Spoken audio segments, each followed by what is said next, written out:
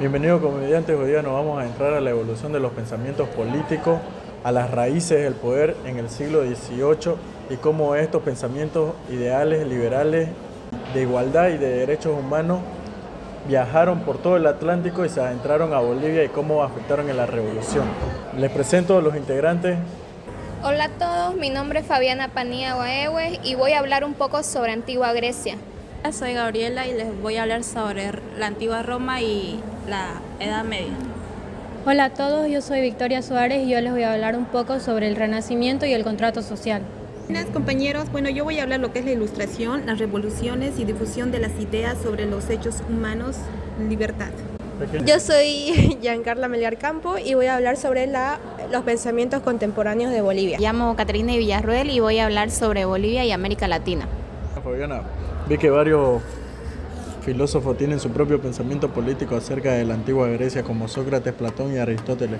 ¿Qué tienes al respecto para decirnos esto? A ver. Bueno, respondiendo a tu pregunta, sí tienen diferentes modos de pensar, ideologías diferentes.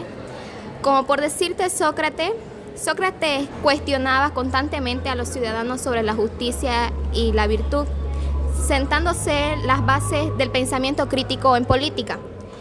En cambio, la visión de Platón era diferente. Platón proponía que la sociedad justa debía ser gobernada por filósofos reyes, que eran los más sobresalientes y que tenían mejor tipo de pensar. Eran los más sabios y creía que el orden y la armonía eran esenciales para el bienestar común. También Aristóteles tenía otro modo de pensar. Aristóteles pensaba que el mejor gobierno era aquel que buscaba el bien común. Analizó distintas formas y concluyó que el ser humano solo se desarrolla plenamente en una comunidad organizada.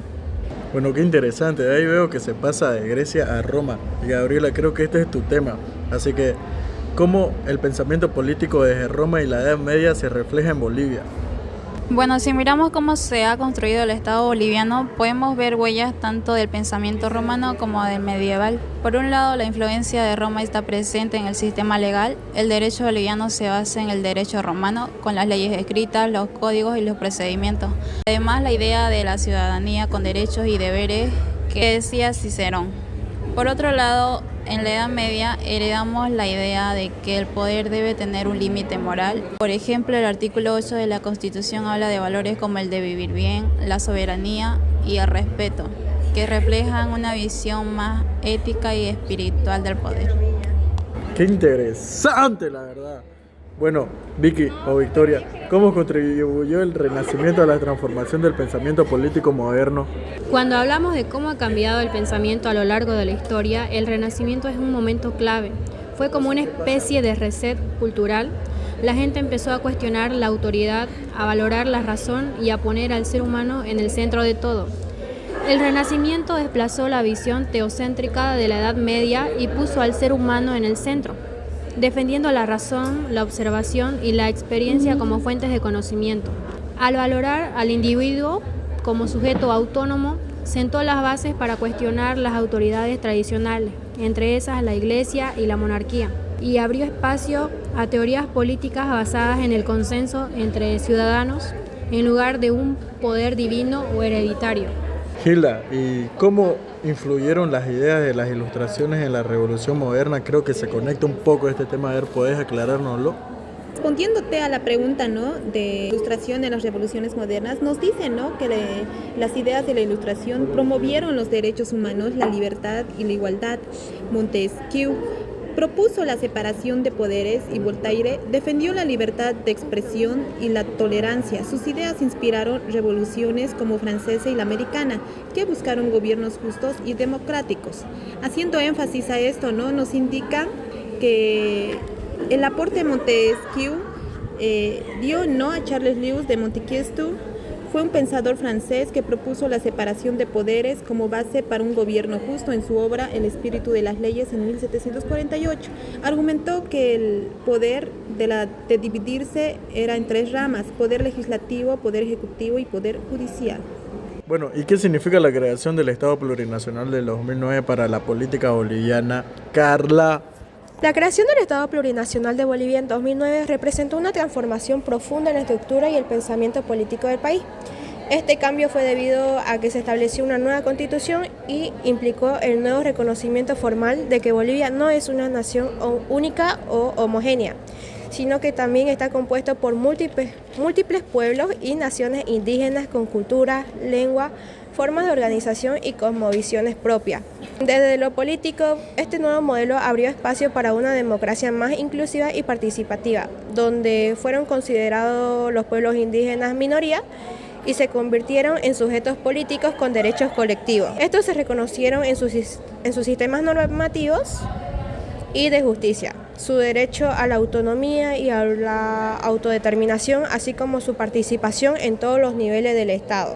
Además que fue un Estado plurinacional, implicó una crítica al modelo colonial y republicano tradicional que había marginado a los pueblos originarios por siglos. Es por eso que más que un cambio legal fue una nueva forma de entender el poder, el territorio y la ciudadanía en Bolivia.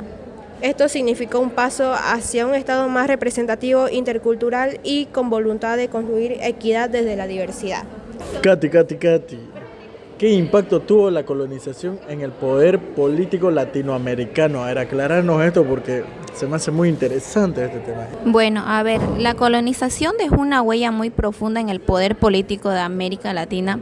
Para empezar, impuso un modelo de gobierno muy jerárquico y centralizado, donde todo el poder venía desde arriba, desde el rey de Europa hasta los virreyes, gobernadores en América. Eso dejó como herencia una cultura política muy vertical, poco participativa, que aún se siente en muchos gobiernos. Además, incluyó la mayoría de la población, especialmente indígena, procediente y mestizo, del acceso al poder. Solo una élite blanca criolla podía decidir ese patrón de exclusión y desigualdad.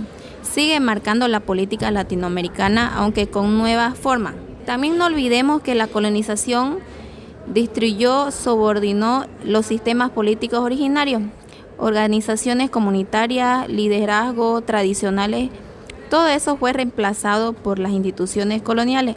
Eso cortó procesos históricos propios que pudieron haber dado lugar a otras formas de poder más representativa o comunitaria. En conclusión, el poder político en América Latina nació de la colonia con tres marcas muy claras: concentración, exclusión, dependencia. Entender eso es clave para explicar a muchos problemas que enfrentan nuestra democracia hoy. Gracias.